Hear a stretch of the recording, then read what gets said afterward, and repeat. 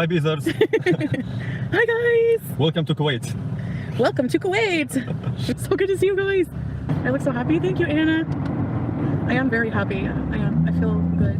But no, I'm very happy. And when I came home, the biggest surprise is we're gonna do an apartment tour part 2, because when I opened, like at first I was like, okay, and he didn't tell me he was doing all these things. He didn't tell me. So I come home, there's like a nice mat outside for the shoes where we didn't have one before, and he opens the door, he's like, welcome home, baby. It's like so renovated. It's so gorgeous. He decorated it. When I ask you to close your eyes before you... Yeah, he asked me to close my eyes, and there's all new, he put all new carpeting, he put a stove, he rearranged everything. Harry, how's Harry? He's great. He was so happy to see me, and as soon as I came home, I cleaned out his cage really well, soap and water. He's set to go. Okay, so I have a story about my ring. Nobody can even look at you, not touch you or something. Yeah. This means nobody can get near of you or do anything bad while I'm here with you. Thank you, baby.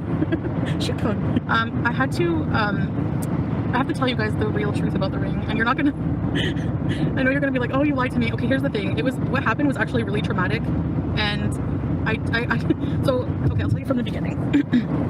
So yes, Salah just had to buy me a new ring, and you know, I'm sure he's not super happy about that, but so I left Kuwait with my ring.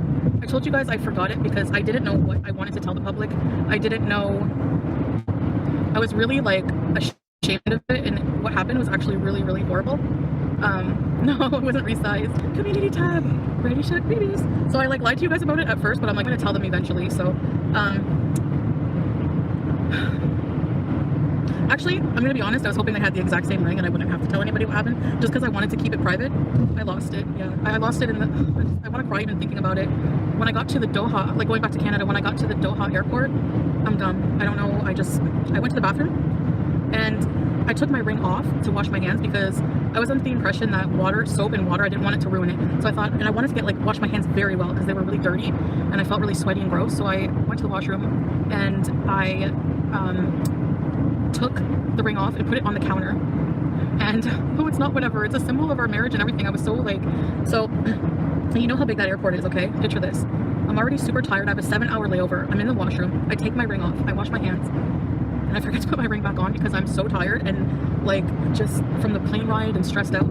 As soon as I handed him the boarding pass for him to scan it, I noticed, I felt like naked. I felt like, ooh, weird. I'm like, my ring, oh my gosh.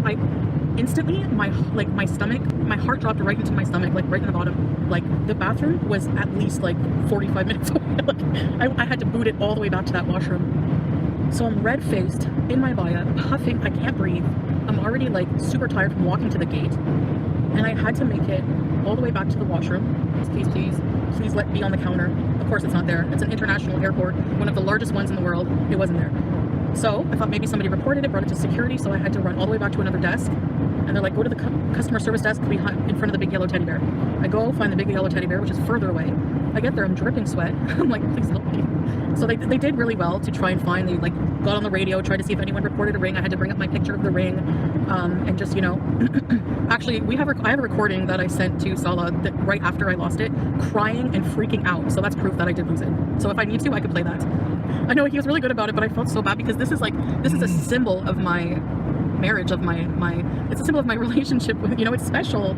And you know, he spent money on it and I felt really bad. It's like money down the drain for him. And I'm glad you feel okay. Your health is okay. That's all. Oh, look at this handsome man. Oh my gosh. I haven't talked to Missy in a while, but you know, anything that happens we can handle it off of the camera. You know. I had to wear my winter boots to Kuwait, like because there's snow there. Yeah, there was so much snow and I didn't like, I'm not one of those people that like pack like an extra bag to put stuff in. I'm not practical. I'm lazy.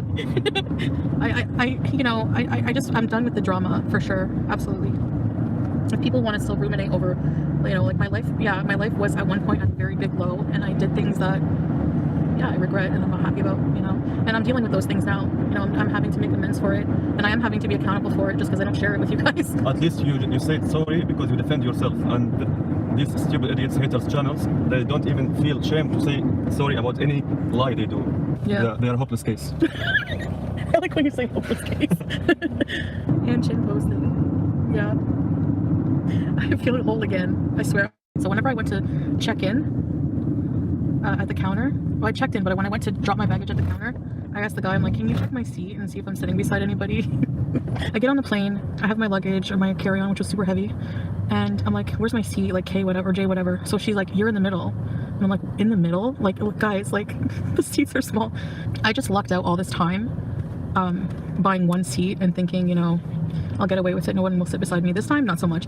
I'm sitting at the window. This middle seat is empty so far. There's a girl on the far end and we're talking. This old man comes and he's like big enough.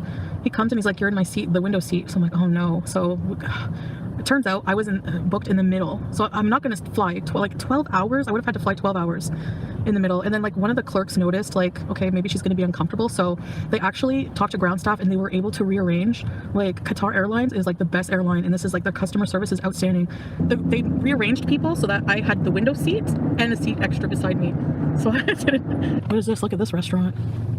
That looks good. It has fire on it. You showed them out? We missed Sexy Salah. There he is. Okay, just let me focus on getting to the beach without dying. Okay, by the way, we have a new word for super chats. Hold on. We were going to call them Beezer Bucks. So, like, thank you for the Beezer Bucks. I'm so happy to be here with you. So, me too, baby. Like this? Oh, our rings.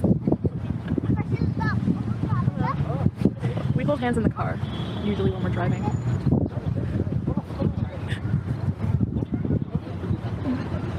Soulmates, yes, absolutely.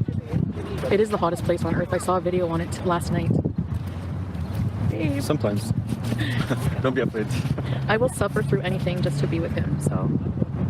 There's some exercise videos on TikTok that I know will change my life. Like amazing, amazing exercises that are easy to do in the comfort of your home that will tone your body and you won't even feel like you're hardly exercising. That's how I roll. The moon is here, guys. Just the moon. People are gonna say you're fat shaming. No, the moon is a very nice thing. I know, babe. Oh, wait. Here's the moon, guys. Exercise, exercise. Go, go, go. 1, 2, 3, 1. Let's go. Can you hold this while I open my ice cream? Yeah. Or do you want to? But I'm so happy, and I want this to be a new arc, new time of my life. You know, grow up, really grow up, take accountability, responsibility for things in my life, and yeah, dainty housewife bees. Yes, I'm a housewife now. Housewife bees. Very good housewife. Thank you. It's surreal a little bit that but I did do a lot of mental work, spiritual work, and I went through a lot of internal changes that you guys don't see. So yeah, it's a new life and I love it. Bye guys. Okay guys. See you. Goodbye. Bye. Ma salama. Ma salama.